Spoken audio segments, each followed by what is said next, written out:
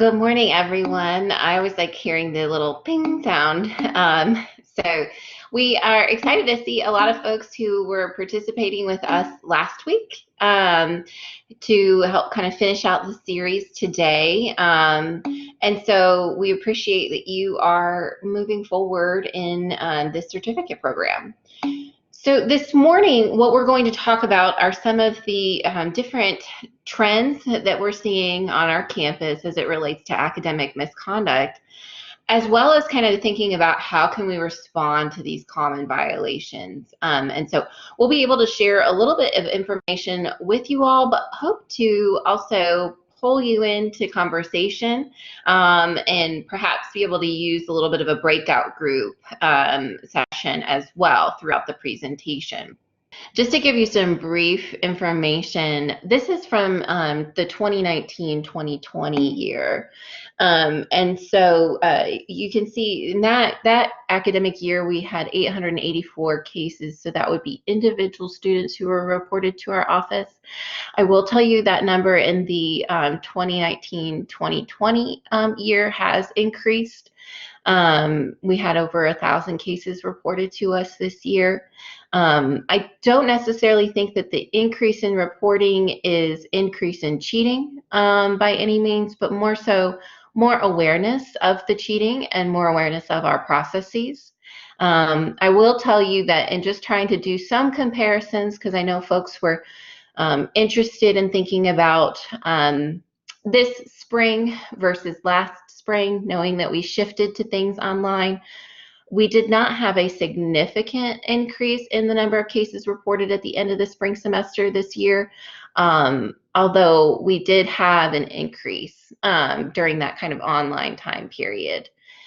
It was just not significant. Overall, our numbers increased in the fall semester as well. About 79% of students who were referred were responsible, so a good majority of the individuals who are responsible or who are reported are responsible. And that largely, I think, comes from many individuals are really only comfortable in reporting if they feel confident that someone violated our honor code. It very much depends from faculty to faculty. Some report something that they think is concerning, and a non-responsible outcome is still very educational for students. So whatever your comfortability level is, and we'll talk a little bit about why you report and how you can help us in that process a little bit later, but whatever your comfortability is, that can help us address issues with students, whether they're responsible or not for violating our honor code. And then it takes about 2 weeks. This is the average number. That number does vary depending on the timing of the semester and in which you do report. If it is a peak time like midterms or finals, it can take longer, although we are still trying to make sure that we are efficient, but also that we're doing a good job in gathering information and coming to fair outcomes. So that's really always about balancing those two things.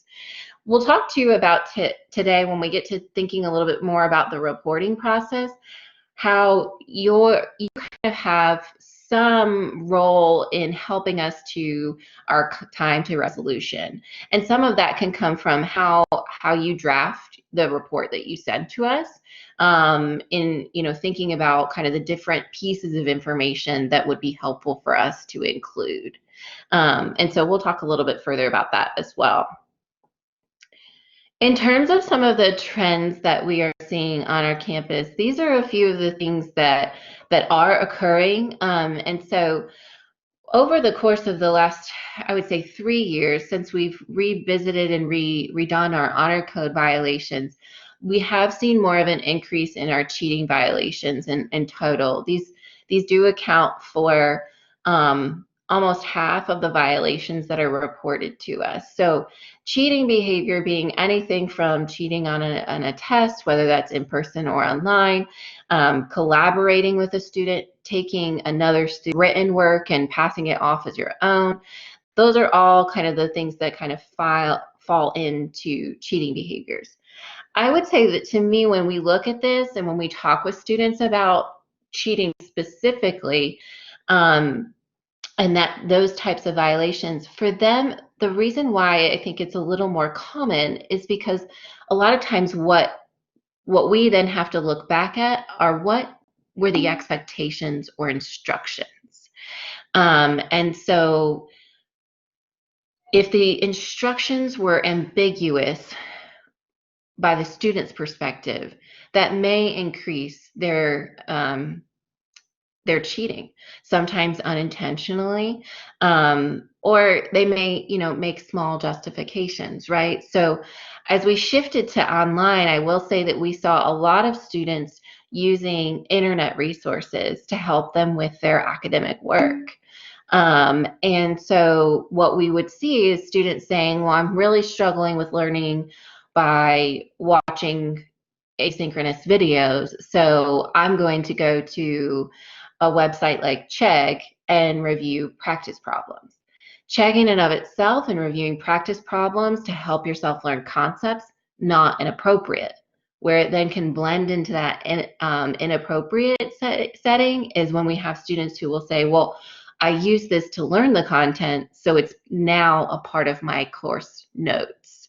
So taking information from those online resources, adding them into their class notes, and then justifying that it's okay in using those notes on the exam, even though that it's not really notes that they took from your course.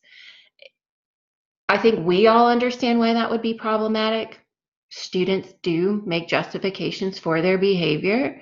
And so we kind of have to do a good job of helping to address that trend by being even more specific in what we allow when we say open note examinations. But that is some of the trends that we've seen a little bit this spring as we shifted to online. Speaking about messaging apps or social media, students are continuing to utilize course GroupMe that you may or may not be aware that they are engaging in or using. And so trying to find a way in which you can help develop a platform is another great way to proactively try to address that. So I know some of our faculty have shifted in using Teams as a forum, right, as a way for people to chat and collaborate with one another and ask good questions when they're working on their homework assignments or various projects. So that might be one thing to kind of consider, or Blackboard discussion boards being a way that folks can kind of, or in real time, get questions answered in a way that's appropriate versus having them use those messaging apps like GroupMe. So those are some of the trends we're seeing with social media or messaging apps. From time to time, we'll get reports of students who are using Facebook or Twitter to seek out help, willingness to pay individuals for homework assignments or papers. That would be kind of that ghostwriting in a combination with that social media application. So those are some of the things that we've seen as trends that our students are engaging in. I will also say that, we typically see students who have lower self-efficacy engaging in these behaviors. So they lack the confidence in the topic, as well as sort of the ability to know when to reach out for help. And that's part of why they engage in the behaviors that they do. I will also share that whether it's not correct, it's not right, but part of their justification for cheating is if they feel as though the instruction doesn't meet their needs. And so for some of our students who we've talked to over the course of the end of the spring semester and into the summer, what they share is that they struggle with online learning and it is not their preferred method. They aren't putting in as much effort or motivation because they are having a hard time in learning content in this way. Again, it doesn't make their behavior appropriate by any means, but it does help to kind of explain the behavior. And so hopefully some of the strategies we talked about last week, especially some of the things that Elisa discussed, like the goals contract and nudging students in that online setting, those are all things that can proactively try to address these particular trends. We also do see specifically a good portion of students who are very high performing, maybe in our professional programs, engage in cheating behavior. And a lot of that comes from them maybe not engaging in that first, having not engaged in any type of real failure before. Also putting high importance on the grade. And so valuing the grade over doing work honestly and learning the content. And so that's something that I think is pretty common with those professional programs or our high performing students, those who want to get into med school or graduate school, because they see that the grade is really what will push them into those next steps, and that being critical in order for them to be able to move into upper division nursing. So if we can do things that help reinforce that learning is more valuable and more important than the grade, that will help to try to decrease some of those concerns. So I'm going to toss it off to Margaret, and she's going to talk a little bit further about reporting tips. Um, and one thing I will say before she kind of goes over some of the content that she has prepared, the folks in our office who resolve these particular cases, which we have cross-trained everyone in our office to be able to help out during peak times, are folks who are like myself. I have a journalism degree, an art history background. We've got some folks who have a psychology background or English. And so some of what we ask that you all do in reporting things is helping us to understand your subject matter and your areas of expertise. So I know one of the comments was talking about math specifically, how, what to do in our math setting. And I can tell you from a reporting standpoint, some of the best ways to report this information to us is tell us what's problematic, right? Use the language you would use, but also provide a little bit more than that. We had one professor who did a great job in reporting some math problems, some problems in his math class, and what he outlined was, he kind of split out questions and said, coincidence is reasonable for this type of a question, or coincidence is highly unlikely. That can be a great way to help our staff. While we may not understand the nuances of what you're trying to share with us, it does really help us see the probability that someone would have these similar types of behavior happening as maybe their peers or an online resource. And so I think that's a really effective way as you think about having to report students, if you can kind of think about the coincidence or the likelihood. Because in all reality, that's what our staff is looking at. We're gathering information and we're looking at, does the information suggest an honor code violation occurred based on the preponderance of the evidence? So is it more likely than not? 51%. So we really are kind of looking at it from sort of a statistical standpoint. Margaret, take it away. Great, thanks, Erin. I'm glad that you brought those points, because I think that's really important as we move into talking briefly about some of those effective reporting tips. So the biggest piece of advice that we give to our faculty members is, if you're unsure about reporting, of course you can talk to your department chair. You can connect with your college liaison. And for those who may not be familiar with what that college liaison role is, that is an academic dean, so to speak, in each college that we partner with for our process. And so our college liaisons are copied on the incident reports that come from their college. Oftentimes we're consulting with them when resolving cases. And so that's another person, beyond our office, that is specifically in your college, that knows our process and can be that sounding board for you if you're not sure if, what you observed during an exam was concerning or not, but it seemed off to you. That is a great person that you can talk with, and they can help you better understand the process. And if there is a concern that a violation might have occurred, they can help guide you through that process and reporting to our office. Of course, another big thing is you can also, in addition to talking to that liaison, giving us a call. Oftentimes we're talking with faculty members when they're unsure, maybe they don't know how to report, or they're very familiar with the reporting process, but they're not sure how to articulate, what that concern is. And so we can talk through that with you and help you identify what information we might need in that report. So knowing that calling us or calling your college liaison is a great place to start when there's a concern. The other really important piece of information is reporting shortly after determining there's a concern. So not sitting on that information for a long period of time, not putting yourself in a position where you feel like you're having to do all the fact finding and having multiple meetings with the student.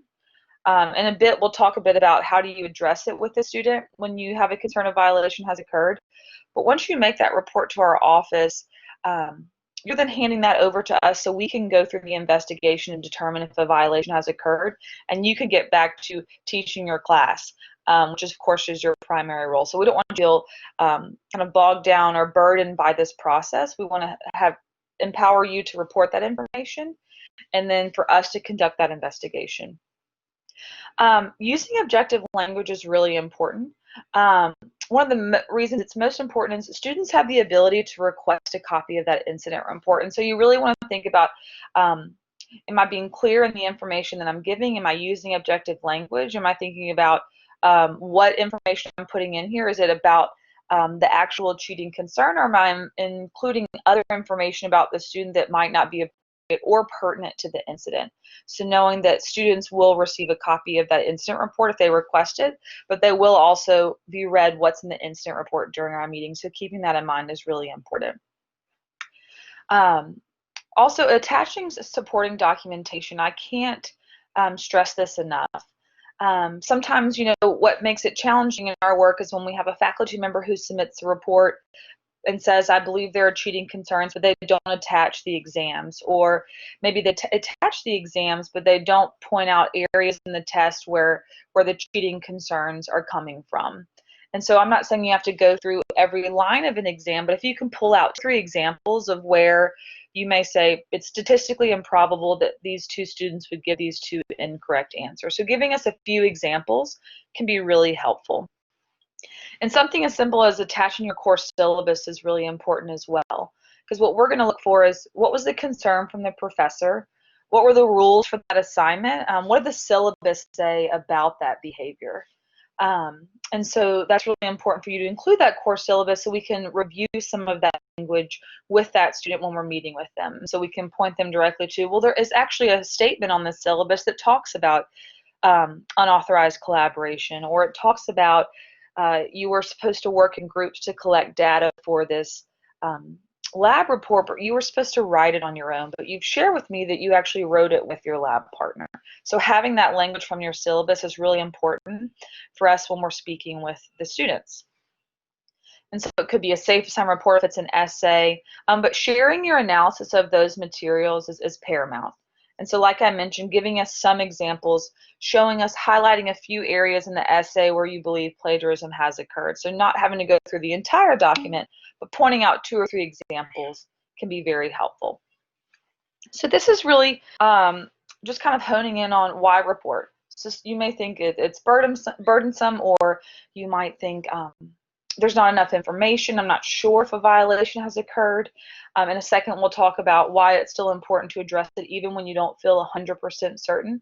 But just going back to what the university states about faculty members and as it relates to honor code concerns, what you'll see here is that if you have reasonable grounds to believe an infraction has occurred, you have an obligation to report that alleged violation. And so that's coming from our university language about having that obligation to report. I think that's helpful information for you to know as a faculty member too. So when you're addressing that concern with your student, you can also share with them, I have an obligation. If I have a concern that a violation has occurred, I'm obligated to report this as a faculty member. And so that can be helpful. It doesn't solve every disgruntled student, but it can be helpful for them to know that it's not like you're just choosing who you submit through our process, but you have an obligation anytime you have reasonable grounds to believe an infraction has occurred. So talking a bit about more about why reporting. The biggest part is you're assisting in the student's learning. So some faculty members may say, I don't think I have enough information, or I'm worried that this process will be overly punitive. Our number one goal in our process is to be educational. If the violation more likely than not did occur, we want them to understand where they went wrong and how they can learn from it. So I don't want to go too much into what a resolution of our process looks like, but oftentimes for a first violation of the honor code, they're doing an online workshop about academic integrity. We may be placing them on conduct probation, which is, in other words, a warning status. And there could be some other educational sanctions that are put in place.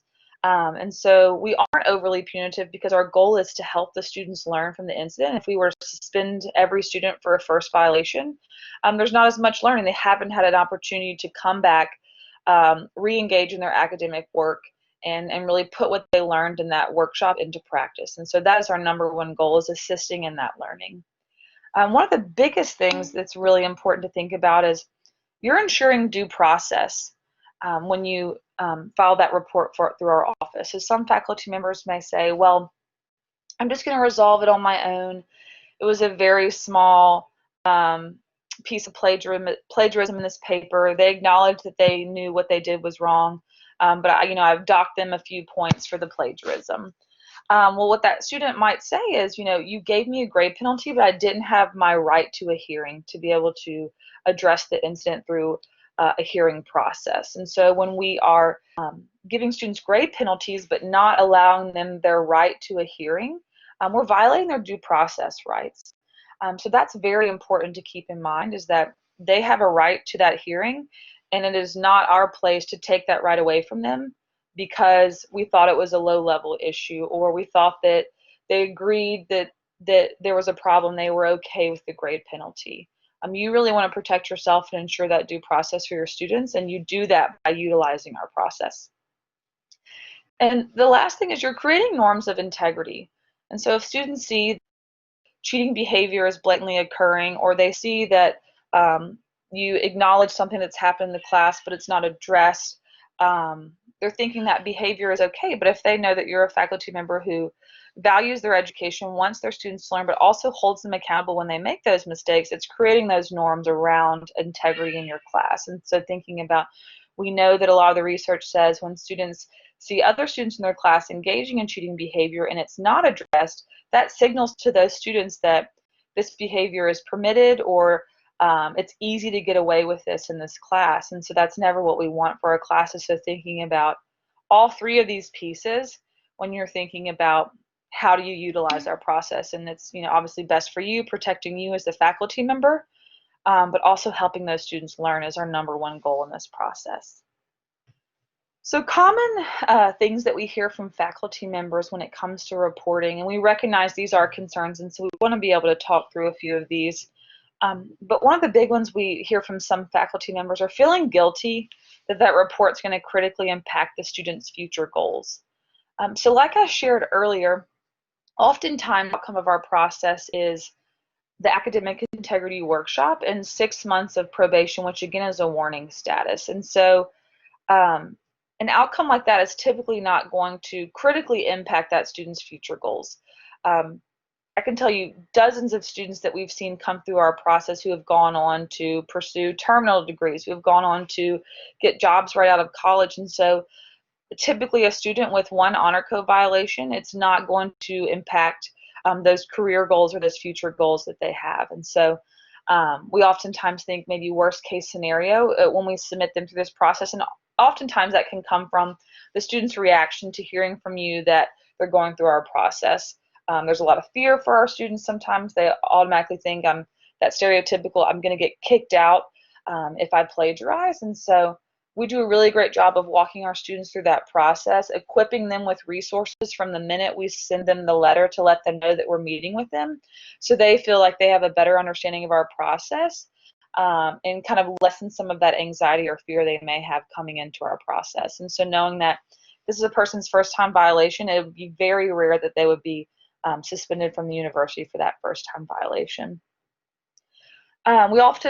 Sometimes we hear from faculty members, there's a concern that they will be found not responsible. And you're right, that is, of course, anytime a student goes through our process, they're either going to be found responsible or not responsible. But I don't want the fear. of a student being found not responsible to be the reason you do not have them go through our process. There is a lot of value in our process regardless of the outcome. So it could be that their behavior did not reach that level of preponderance, but there was still something concerning or worrisome about that behavior, and because they went through our process, we had the opportunity to address that behavior with them. And had they not gone through the process, we would not have had that conversation. So knowing that there is a lot of value in our process regardless of the outcome. Maybe it's they think differently about how they do their group work. So there was a concern that they might have done too much of their group work together, but there was not enough information to say that they did. But now they know, what are some better ways I should approach my group work? What are some different questions I should ask my professor to better understand the assignment instructions moving forward? Or it could be, I now better understand how I'm supposed to use CHEG. I know what appropriate use of CHEG looks like when I'm working on a project or using permitted outside resources on an exam. And so know that there's still a lot of value even if a student's found not responsible. Don't let that be the concern or the drawback to you utilizing our process. Another concern that we've heard is lack of time to pull together a report. Of course, it will take you time to write the report, but each year we're trying to simplify that report, taking out unnecessary questions. But our link is right on our website. You click that link, it takes you right to the report, and everything is typed into those boxes, and then there's a feature for you to attach all of the information. And so, like I said, you're just giving a brief overview of what does your syllabus say about your rules for that assignment, or what do the assignment instructions say? What was the student's behavior in relation to that assignment, and why was it concerning? And then you can say, I've attached my syllabus, see for more information about academic integrity. I've attached the exam, please see the 3 highlighted questions. And so really just thinking about how can I keep it succinct and really stick to what was the behavior and why was it concerning, can help really take down some time in writing that report. And then another concern that we acknowledge is that there are faculty members who are concerned that how might this impact my course evaluations? And that's where having that liaison to be a sounding board or to address these concerns with can be helpful, because one outlier from a cheating concern, that's something that you can address with that liaison and hopefully address with your department head to say, this was a pretty difficult incident that I had to submit to the Office of Academic Integrity. I know this student is angry about that process.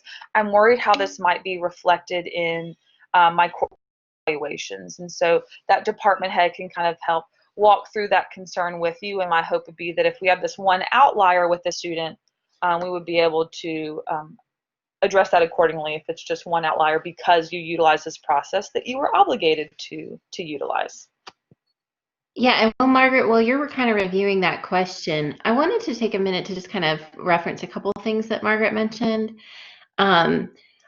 I think that, there are certain circumstances and situations that maybe we have to report that we're very, very confident that a policy violation has happened, right? But there are some times when we report, and I think it would be nice if we can say, let's hope that there wasn't a violation here. And so I think going into this process, it's helpful to kind of have that mindset, especially if you are uncertain.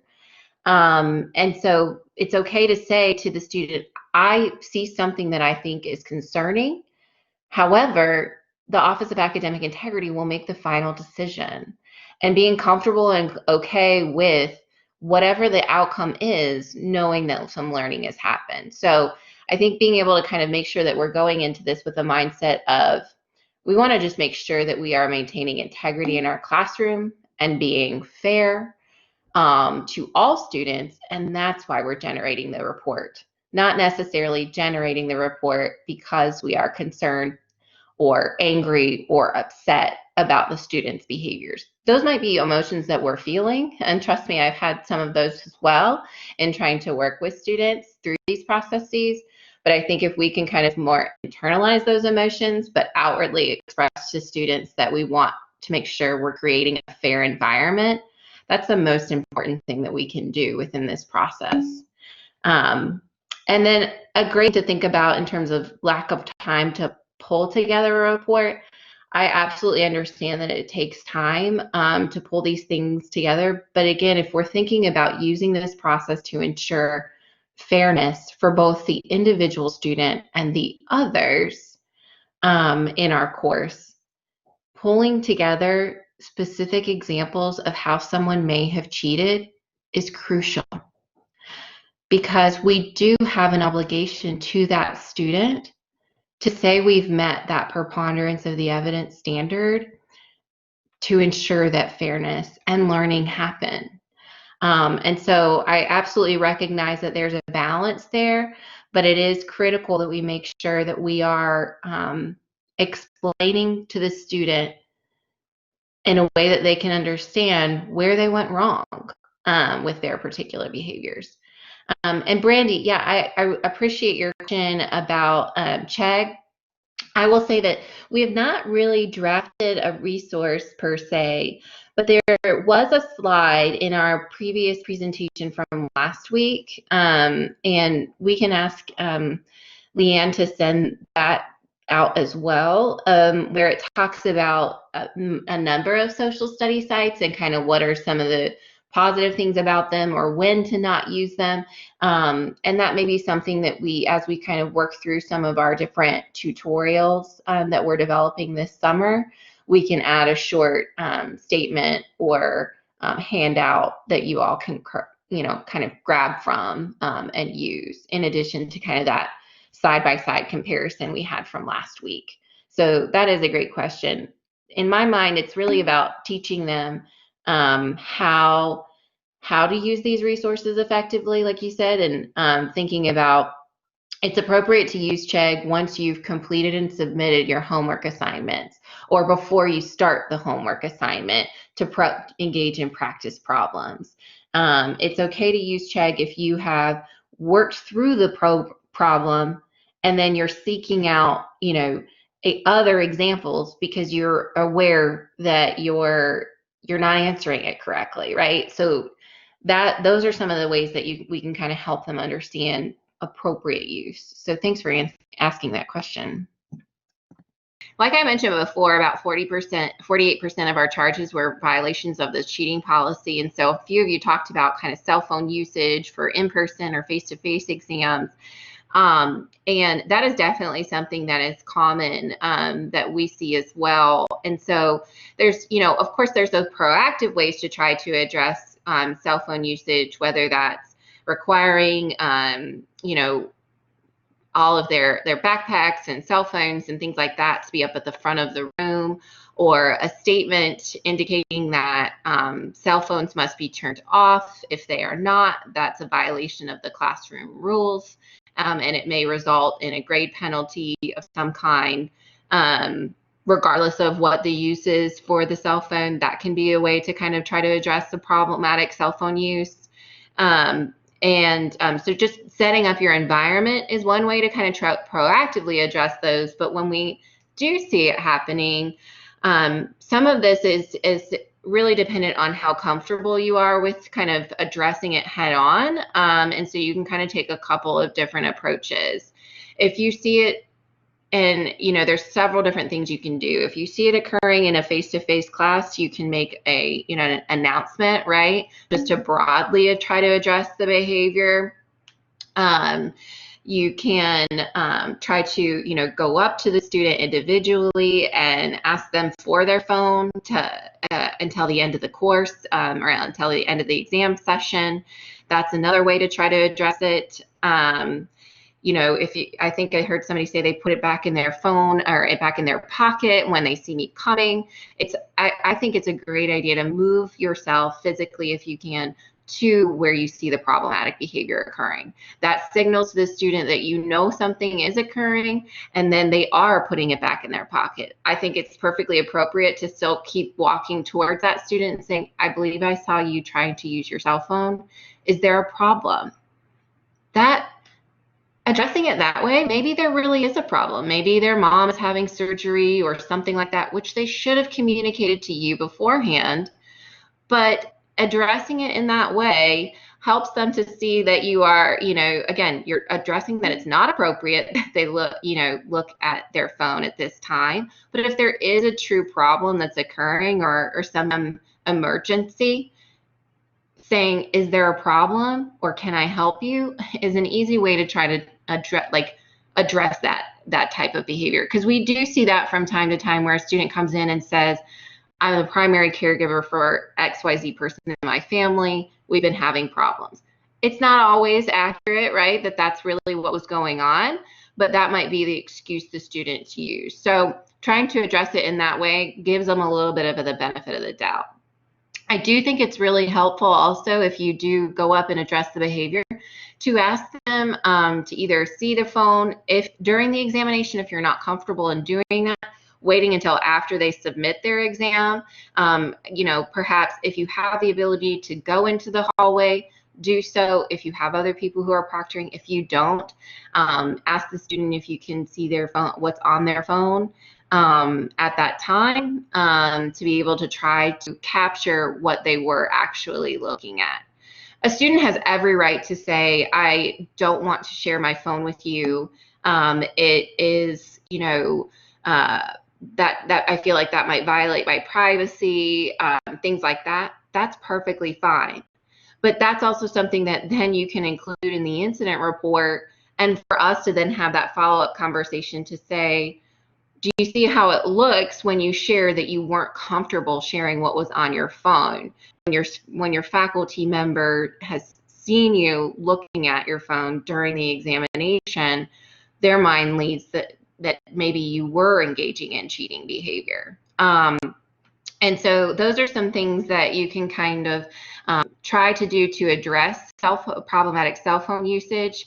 I will say with our unauthorized aid policy, what it does state is that they have to be utilizing that unauthorized aid for an academic advantage. So it can be helpful if you see that they were maybe using their phone, that you can then go back into their test and look to see, are there some things that may also help us understand that they were actually trying to use material on the examination. And that's where it can be helpful to have kind of not only our honor code policy about unauthorized aids, but also your statement on your syllabus or statement on the test. So about to say, cell phones are not permitted during this examination, and if you're utilizing one, there can be, whatever penalty you think would be appropriate outlined. So I think that can definitely be a way to kind of help address that cell phone use behavior. I know someone else mentioned that students are taking bathroom breaks, maybe going on their phone at that point in time. We have had some of those examples. A lot of times they're going on Black because that's where a lot of the resources are. So we're able to then address that by looking at, well, it looks like you actually looked at Blackboard. Well, the exam was happening. So there are some ways that we can kind of try to catch that behavior. Also with iPhones and sort of there are ways that we can know when a student was using what app in order to be able to kind of rule out whether or not they were or weren't engaging in some of that behavior, was violating the honor code at the time. So there are lots of ways that we can kind of respond to that on the back end, but I think the best thing for you all to think about is, what's your comfortability level in intervening when you see it occurring? Do you feel most comfortable just making a blanket statement and then following up at the end? Do you feel comfortable trying to intervene when it is actually occurring? And I definitely understand that it can be somewhat distracting to other students if you intervene, but I will also tell you it's probably distracting to other students regardless of if you intervene or not. And so that can be something to kind of keep in mind. We do from time to time also see students who report other students using cell phones or cheating. And so making it known that students can come to you if they feel like problematic behavior is happening. Sometimes write an incident report directly to our office, but other times we see that they come to you and address the behavior, which I think is excellent. And I would love to be able to make sure we can continue to foster more of that, right?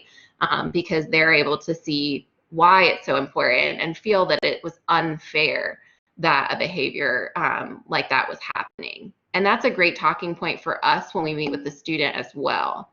When someone says another student noticed this behavior, that carries a lot of weight because most students don't want to, just like you, report someone for a behavior that may not have happened. So largely they're pretty aware and they feel like they have a pretty high understanding of what happened when they are relaying that information. So we hold that evidence, I guess, or their statement in pretty high regard. With the collaboration, so I saw some folks talking about discussion board posts the same, or, you know, similarities on exam questions or test homework questions from Chegg, things like that. In terms of reporting this, the ways that you would want to respond are really being able to highlight to us why these are odd similarities. And then it can be super helpful in these situations, also sharing sort of a paper. You know, when I think about, we have some of our computer science folks who students will share with us, well, it has to be done in this way. The syntax and the formatting, if it's not done all the same, it won't work and I won't be able to get, you know, a grade on the assignment. In reality, that's not true. It's just like how when we're writing something on a discussion board post, most likely the sentence by sentence structure isn't going to be the same, and we're not going to be talking about the same topics. So if you can help us by highlighting why it would be odd or unique, and a lot of times that may come from two students having the same wrong answer over and over again, those can be ways that we can kind of help them look at. It's highly unlikely that you weren't using some type of resource, whether that was collaborating with another student or some type of online assessment. But sharing someone else's example of another student's work can help just to see that, help not just our office, but also the student see how drastically different someone else could have answered the same question or problem. And so sometimes it's a little bit about convincing them to say, there isn't one way to do this. There's probably hundreds, if not thousands, of ways to engage and complete the problem in the same way.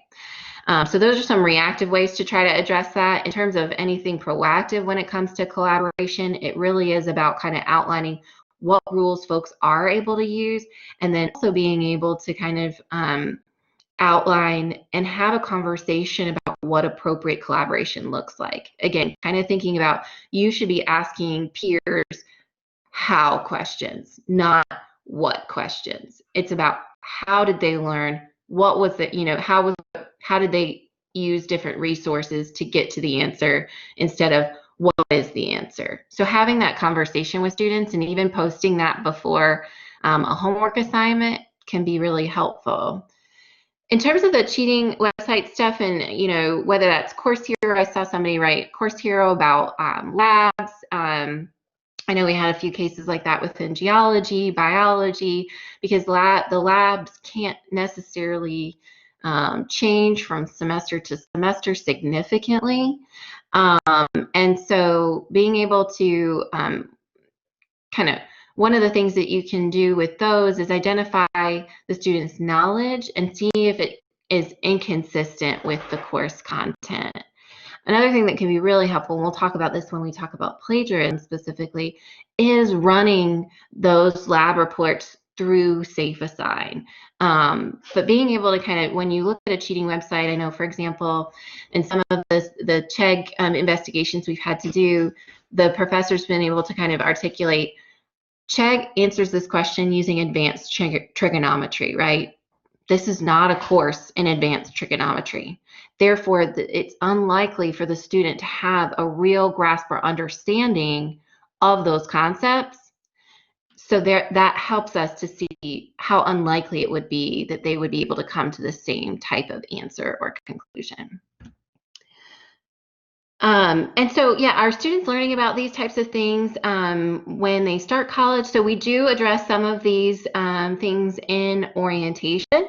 And I will say that for students who take University 101, we do talk about kind of like responsible, or at least I do in my section, we talk about responsible academic practice, right? And that's really what some of this boils down to. And so some of it, yes, some students are getting some of this, others are not. And that's where I think if we can all try to help them along the way in teaching them that responsible academic practice, if they learn it in one course, they can bleed it into another. And if we all reinforce some of the same things, that's when it really becomes the norm, Angela. All right. So our next policy that we'll talk a little bit about is the plagiarism policy. And so I know folks mentioned poor paraphrasing being something significant. I will say this is one where it very much varies in students what their high school experience was as to what their knowledge is about citations and how to paraphrase and how to write. And so that's where I think we have an obligation to do a lot of proactive work, which we're not really focusing on here, in helping them to understand how to use different resources in citing and paraphrasing. So when it comes to poor paraphrasing, I think, using Safe Assign for any paper that is submitted to you is key. Like we talked about last week, allowing students to view their Safe Assign report can be helpful as well. Allowing resubmissions can be helpful from a proactive standpoint. But the Safe Assign report can really help in a lot of ways to just pick up on some nuances and of what's occurring within their academic work, especially for things that we know that there are papers out there on the internet, like those lab reports. Safe Assign can be super helpful in that, right? And then when we look and see a high percentage match, we know that we've got to dig in a little bit deeper and say, on our lab, is it really, is it just the material and methods that's sort of flagging and popping up? Or are there unique phrases in the introduction and conclusion sections or the abstract that are also popping? And so perhaps we've got to be able to figure out what happened and why. One of the things I think is important in knowing about a Safe Assign report is that just because it says that the student may match another student doesn't necessarily mean that they know each other or that they were working together. It just means that they have similarities in the content. What we find a lot is when it says they're matching another student, perhaps both of those students poorly paraphrased from that original source. So just keep in mind that that's something that you need to kind of understand when examining the Safe Assign report. And so it can help us to kind of see what's happening there. In terms of some of these other things, when it comes to more of like the ghostwriting, or if we're concerned that maybe they bought a paper online or had someone else write it, it can be very helpful to sit down with that student, whether that, virtually or otherwise, and have a conversation. Ask some specific questions about how they worked on their academic work. Ask them about some high-level concepts or terms that you're not used to seeing in their papers, asking them where they got that information. All of that can be helpful in terms of kind of trying to dig a little bit deeper. Those situations are probably some of the more difficult to address and prove that they had someone else using their work. But so that's why I would say if you're concerned about that, I would start with having a conversation with that student, because it may help to illuminate that they really did work on writing this on their own, but they just highly borrowed and copy pasted from other original sources. And it wasn't that they bought a paper off the internet or had a friend write it for them. It really was that we can identify the sources that they used, which is still wildly problematic, but a different problem than having someone else work on the paper for them. Putting passages into Google, I think, is one of the things that I found really helpful when examining something like this, where it's a higher level concern in terms of someone else writing their academic work, and that then will help kind of pop up and see where did they maybe get some of this information from. From time to time, they'll actually end up just using also some of the free resources from some of these websites that will write your papers for you, where it's like the preview language to an essay. And so we can then have not only a conversation about how you can't copy that information, but also let's talk a little bit further about why that would be an inappropriate source to use. And so we can kind of have a more in-depth conversation with those individuals. I think from my lens, it can be helpful.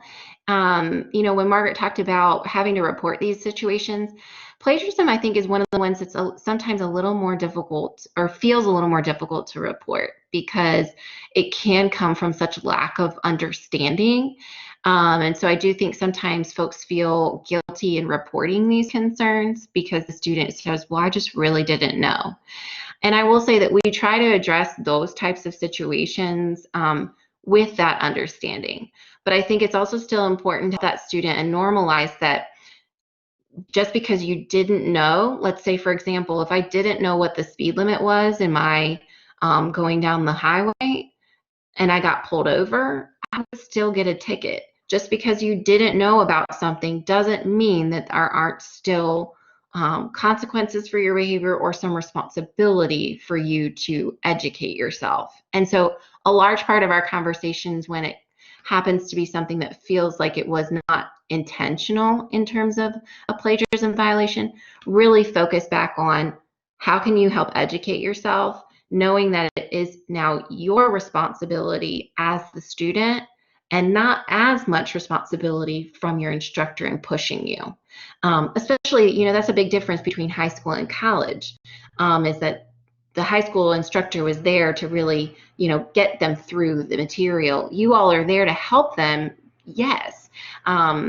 But it's it's a little bit of a different environment in doing so and helping them through the content. They have to have a lot more responsibility in this context and in the university environment. So I know we're a little bit short on time, and some of these things have popped up throughout some of our questions. So we'll briefly touch on our last two policies, falsification and then complicity. So looking at falsification, making up about a quarter of all of our charges come from the falsification policy, and that looks a little different. There's a few different ways that we see these violations occur. One of the bigger ones is attendance documentation. So knowing that there will be times that students are unfortunately falsifying their attendance. Maybe they're having someone sign them in for class, or they're having somebody bring their clicker to class to click them in. And so there's no perfect way to catch everyone, but there are some tactics we've seen faculty employ that have been helpful. One of those is using a combination of attendance taking strategies. So if you have students use the app like Top Hat or Reef to check into class, or to do a quiz when they start their face-to-face class with you as a way to check and see who's there. Then at some point during the class, more towards the end of class, randomly selecting, say 10 to 15 names, and having those 10 to 15 students come and verify that they are physically in class before leaving class for the day. So they're not going to catch everybody, but at least your students kind of know that they're on notice that at any point in time, I could be one of those students that's called down at the end of the class to verify my presence. And so that's a way that kind of would hopefully deter some of those students sending their clicker with somebody, or asking for the access code to the Top Hat app to record their attendance when they're not there. So those are some of those strategies you can use for attendance documentation. If you're teaching an online class and you require attendance, thinking about what are the short quizzes or activities that I am embedding in my electronic lecture that helps me verify who is in attendance. Of course, Blackboard Collaborate can be really helpful. You can see as people kind of come and go, as you can just see now, when people pop in and leave, we're able to see people as they're popping in and out. Now, of course, someone could have somebody else logged into Blackboard with their information, but thinking about how do I embed different quizzes and polls throughout my lecture to kind of get a pulse on who's still active in my lecture. Lying behaviors, and so it may seem like the response is a bit vague here because it just really varies. These are a little more on the unique side. There's different ways students are lying, but the biggest part is gathering that information to explain that concern to the student. So saying, you know, this is what you shared with me. These are my concerns about what you shared. Can you help me verify the information that you've shared with me? And so it really is going to depend on the situation, but having that information to help explain your concern can be really helpful. This can be a bit uncomfortable for faculty to address lying behavior with their students, and so this is one where we really encourage you to give us a call so we can walk through what that concern is about lying, and we can help you kind of frame that conversation you're going to have with the students. It is so scenario based. It's going to depend on specifically what they're lying about. So there's no perfect response for this one, but definitely encourage you to give us a call so we can talk through that with you. If you feel that a student might have falsified a doctor's note, sometimes we've seen falsified obituaries, that's when you're going to want to utilize our student ombudsperson or our office to help you verify that information. So really relying on us to do the vetting of that document instead of you trying to call a doctor's office. That just presents a lot of legal issues and other concerns if you're trying to verify a student's, you know, medical history with the doctor. So knowing, coming straight to us if you think that a document might be falsified. So in our last minute here, I'm just going to briefly touch on complicity. The main one we see is students sharing work with another student. So they may show someone their work in person and let them copy from it, or they may email it. It's important that you submit the written assignments through SafeAssign so it can help you detect where some of those matches might be, but also reporting both students to our office. Of course, it's a concern that we have a student who copied the work from another student, but we also want to address that behavior with the student who allowed their work to be copied or sent their work to that student. It's important that we address it with both students as well. And so letting your students know at the start of your semester, this is what I consider unauthorized collaboration. If you're sharing your work with someone else, even if you did your own work, if you're then sharing those homework answers or sharing that essay with another student, that's a violation. You are helping a student complete this assignment when it was an individual assignment. And then also another concern that comes under the complicity policy is not reporting violations. So students are aware somebody is cheating off of their exam during an exam, or they're in a class group me and they see that people are sharing the exam answers in the class group me. There are several things we can do to address that behavior. We can come present to your class about the concern. We have a letter template that we can give to you that you can email to your class that encourages students coming forward with self-reporting or reporting concerning behaviors they observed in the group me. And so we've got a lot of resources on how to tackle these group cases when students are aware cheating is occurring and they're not doing anything about it. So reaching out to us on how to address those larger issues can be really helpful as well.